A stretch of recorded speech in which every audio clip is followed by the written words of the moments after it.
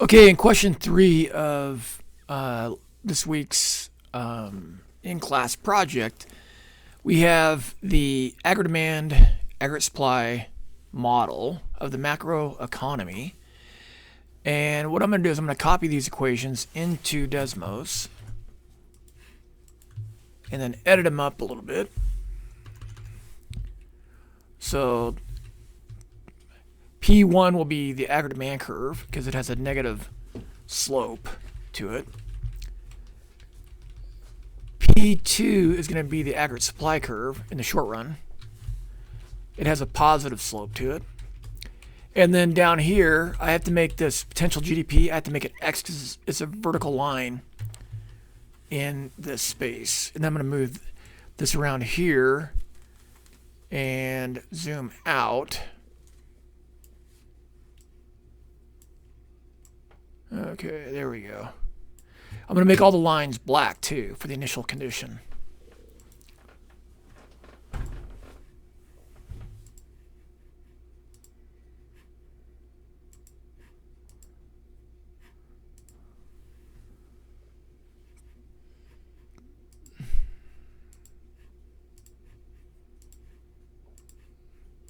Okay, so potential GDP is the vertical line here. It's what GDP should be if the economy were on the PPF. But the economy is inside the PPF. And our GDP level is 13.028. It should be 13.917.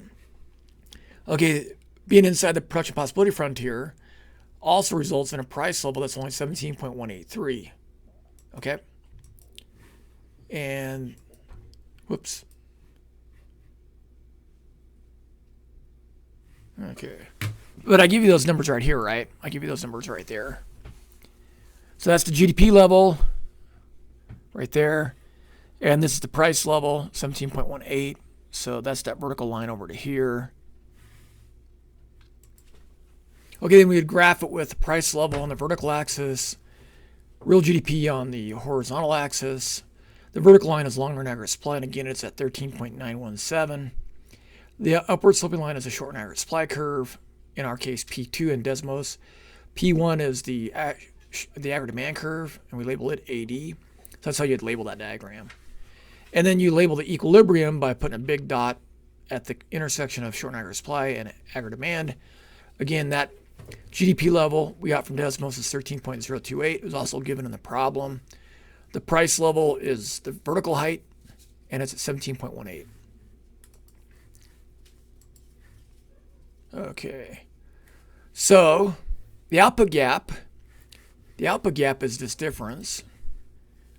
It's the difference between what GDP is, 13.028, minus what GDP should be, 13.917, right? So over here we can do the gap. We'll just call it G. Or we'll call it G, capital G.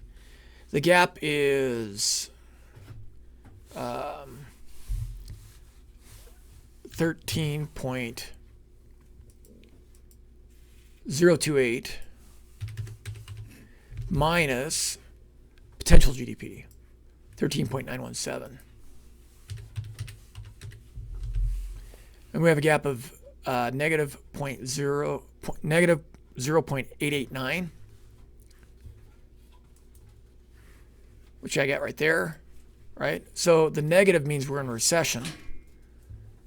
And the problem, we assume the fiscal budget is balanced.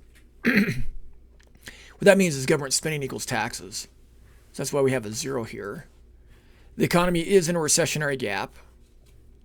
The choices are, it's on its PPF. It'd be on its PPF if this intersection was on the vertical line, but that's not the case. It'd be an inflationary gap if this intersection were, say, here or here, right? If demand shifts up to here, it would be an inflationary gap. If supply shifts down to here, we'd be in an inflationary gap. Okay? But we're in a recessionary gap right there. And in that situation, the unemployment rate is greater than the natural rate of unemployment. If we were in an inflationary gap, the unemployment rate would be less than the natural rate of unemployment. If we were on the PPF, the unemployment rate would be equal to the natural rate of unemployment. But as it has, the unemployment rate is greater than the natural rate of unemployment. We have high unemployment on this side. So GDP is low on this side of the long-run aggregate supply curve. GDP is high on this side. Unemployment rate is low. Unemployment rate is high when we're on that side of long-run aggregate supply. Now, in the absence of all government intervention, no Federal Reserve, no food stamp programs, no unemployment insurance, no subsidies to corporations, et cetera, et cetera, et cetera, the high unemployment, again, we have high unemployment when the economy's inside of the long-run aggregate supply curve or inside the PPF, right? So the unemployment rate is high here. This causes nominal wages to fall. So when unemployment is really, really high, people might be willing to do what? Take a job for a lower wage, right? And this results in what? Down here, if you look down here, which curve shifted down here? Well, the black line shifted to the red line. And the red line, this black line and that red line, that's the short-run aggregate supply curve. And so when we go to the right, real GDP is increasing as we move from black to red, right? So that's an increase in short-run aggregate supply. Short-run aggregate supply to increase, right? Okay, so short-run aggregate supply increases. In the PowerPoint that I have, right, you can see that the short-run aggregate supply curve shifts to the right, and that results in lower prices in general and GDP returning to what it should be, potential 13.917, right? So if I go to my Desmos, I can add another equation down here. I'll call this P3, and it's red, right? So at this new short-run aggregate supply curve, the equilibrium is with GDP levels 13.917 and the price level 16.65. Okay? So that's the new GDP level, and that's the new price level. The price level fell, right? The price level fell. So increases in supply are deflationary, right? Now the output gap is zero because real GDP is equal to potential GDP, right? So the output gap is zero. The fiscal budget is still balanced because we didn't do anything to stimulate short-run aggregate supply to move from black to red. We didn't increase taxes or decrease taxes or increase government spending. So the fiscal budget is still balanced. Now, when we're at this, when short-run aggregate supply and aggregate demand meet at long-run aggregate supply, we're on the PPF, so the unemployment rate is equal to the natural rate of unemployment. Now, real GDP increased, right?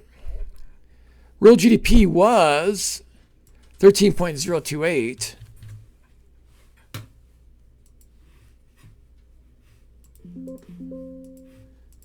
Real GDP was 13.028. So I'm going to calculate the economic growth rate right here. So it was 13.028. It is now 13.917. So that's what it is now. So it is 13.917, right? GDP is 13.917. It was 13.028. So what it is minus what it was divided by what it was, and then multiply that by 100 to convert it to a percent, you get 6.82. 6.8 to one decimal place, right? The price level was 17.18.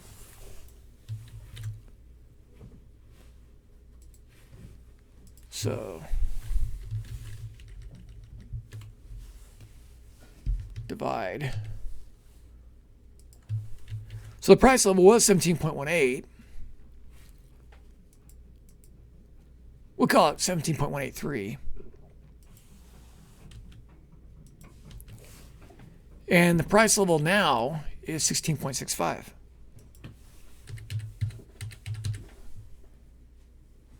And we got to multiply that by 100. And we get 3.1.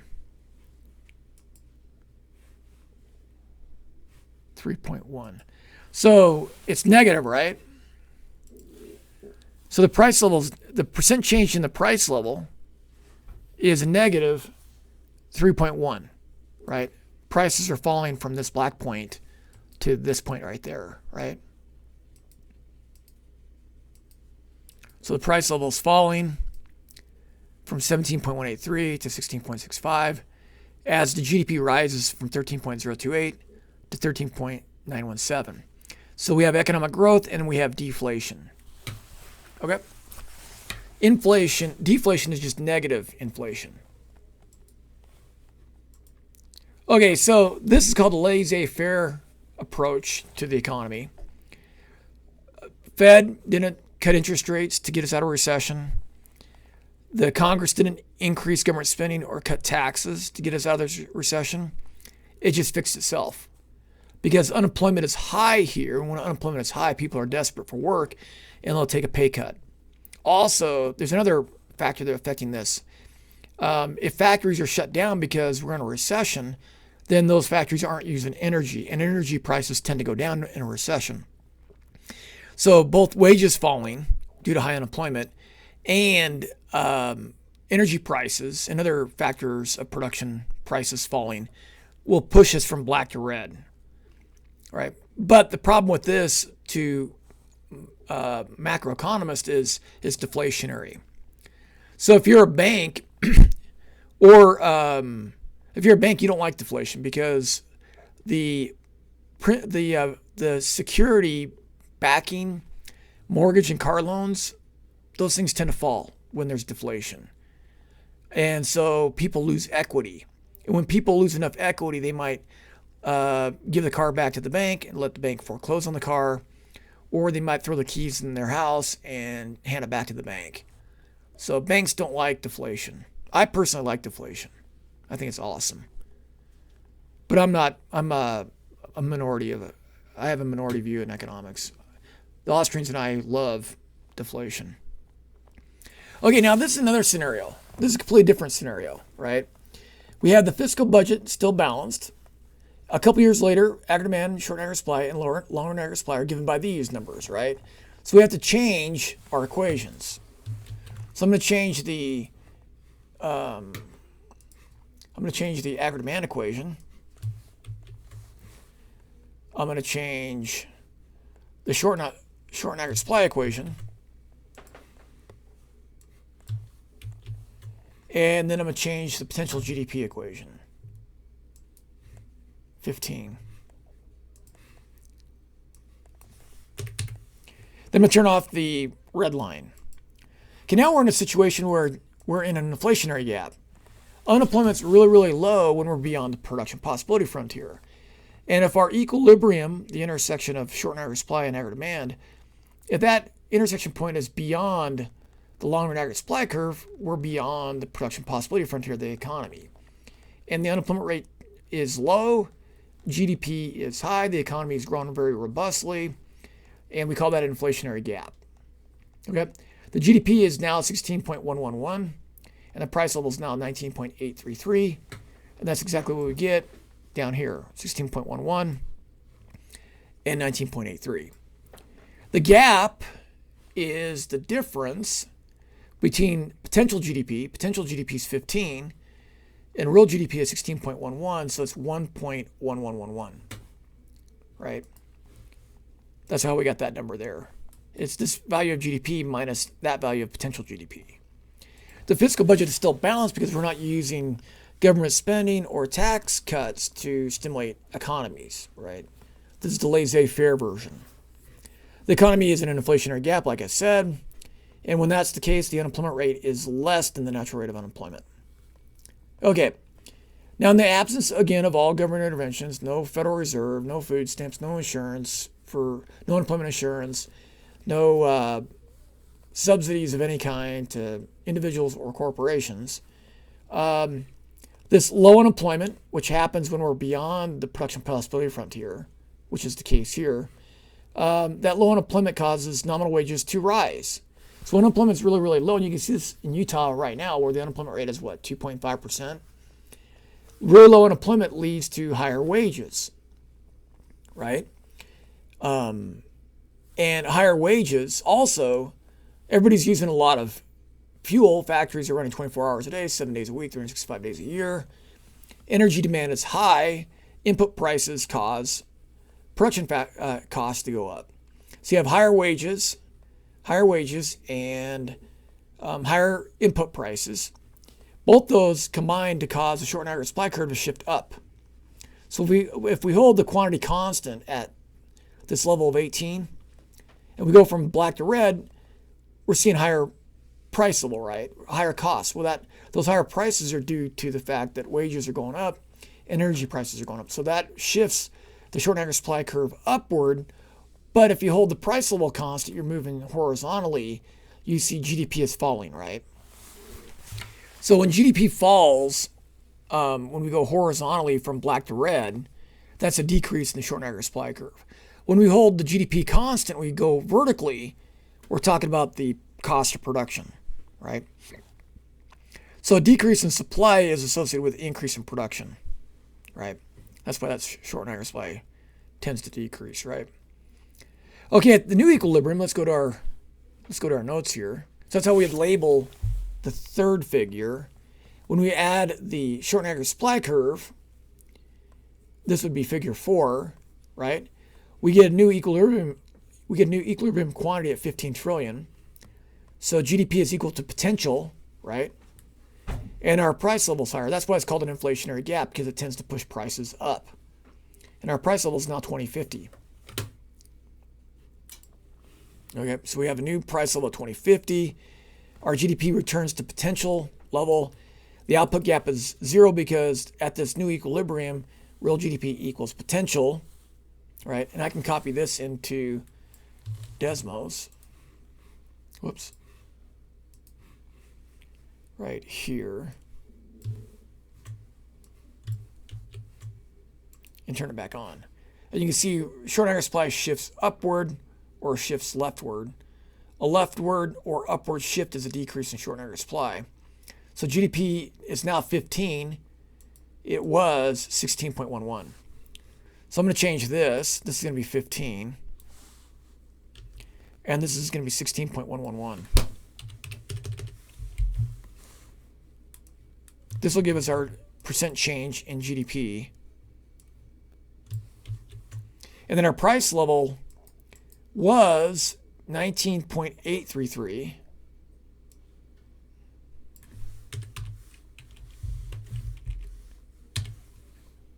Right, our price level was 19.833. And it's called an inflationary gap because the price level rises up the aggregate demand curve to 20.5. So we have negative economic growth, 16.9, right? So we have negative, real GDP decreased by 6.9 percentage points. And the price level increased by 3.4%, right? 3.4%. Okay. So this is the laissez-faire model. And in the laissez-faire model, prices are flexible when we're in a recessionary gap. It's also called a deflationary gap. When we're in a recessionary gap and the government does nothing to stimulate the economy out of this recession, prices tend to fall. When we're in an inflationary gap with unemployment really, really low, prices tend to rise. So the federal government policymakers are allowing prices to adjust. Okay. Now, my one critique with this particular model here is that when unemployment's really, really low and this economy's open, firms, in my opinion, can't just simply pass higher prices off on to consumers, right? If there are cheaper goods overseas, that puts pressure on firms to keep prices low. So what you'll see is the economy won't budge from this black point. And instead what happens is if there's no Fed stopping what they consider to be inflation going from black to red, if the Fed is not acting, Congress and the President don't raise taxes or cut government spending, we'll probably stay at this point right here. And what will happen is if unemployment remains really, really low for a long period of time, firms will look to innovate. They'll look to replace these high-skilled worker or these high-wage workers, because wages are rising. They'll replace workers with labor-saving technologies. And so if the Fed intervenes to stop this move from black to red, what it ends up doing is it ends up creating a situation where that new industry or those new industries that would have created these labor-saving technologies, those new industries never materialize. If the Fed allows them to materialize by not raising rates, if it allows those new industries to materialize, then what will end up happening is once those new industries have materialized, long-run aggregate supply curve will shift out to here. And unemployment will return to normal, to the normal level of unemployment.